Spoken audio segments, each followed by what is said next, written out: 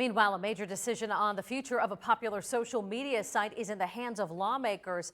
This week, the House passed a bill that would potentially ban TikTok in the United States. The measure is now headed to the Senate for a vote. And one local mental health professional is weighing in on the potential ban tonight.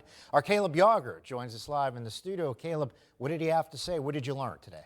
Yeah, good evening, Mike and Eva. Erie native Mark Campbell spent 10 years working hand in hand with professionals in China, building businesses and meeting high authority figures. Now he is a local counselor with his own practice. He tells me that TikTok all started with a Chinese company called Duoming, and now he's very familiar with how TikTok has evolved.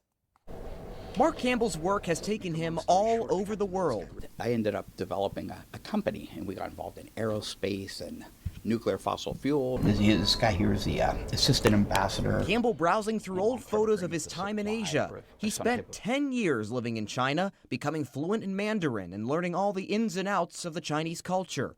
But after planes and big business, Mark came home to Erie for something different. And I became a mental health counselor. In fact, I tell my young patients I'm the oldest therapist alive in Erie. After 10 years of co-owning Campbell Counseling alongside his wife Janet, his diverse background in both China and the U.S. has brought a lot of thought to the potential TikTok ban in the States. There's transparency over here, but as far as the relationship, the concerns at Congress are the relationship of TikTok or the central government in China or their ability to influence content, whereas over here, you can control that, but over there, you can't control that.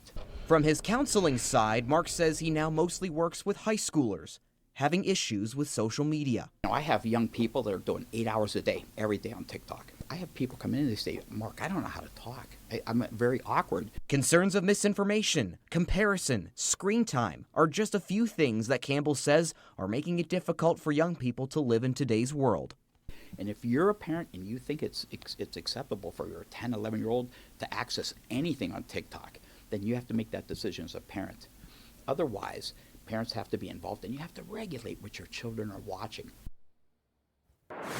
Campbell also gave me some statistics. The average TikTok screen time for 5 to 6-year-olds is 4 hours a day, and the average time for 18-year-olds, that jumps up to about 6 hours a day. But he says with some of his patients, they accumulate more than that.